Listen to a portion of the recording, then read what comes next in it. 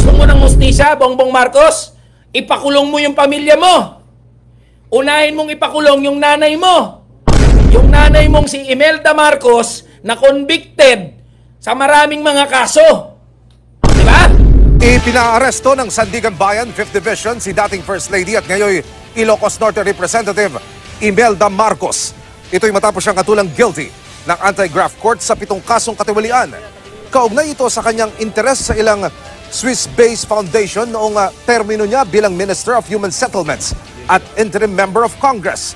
Hindi bababa sa 40 taong pagkakakulong ang sintensya ng Sandigan Bayan sa kanya.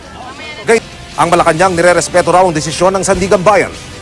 Para naman sa Commission on Human Rights, ang desisyon ay tagumpay para sa mga Pilipino, lalo na raw sa mga biktima ng paglabag sa karapatang pantao noong Marcos martial law. Kung gusto mo ng hustisya, Bongbong Marcos, ipakulong mo yung pamilya mo. Unahin mong ipakulong yung nanay mo. Yung nanay mong si Imelda Marcos na convicted sa maraming mga kaso. Di ba?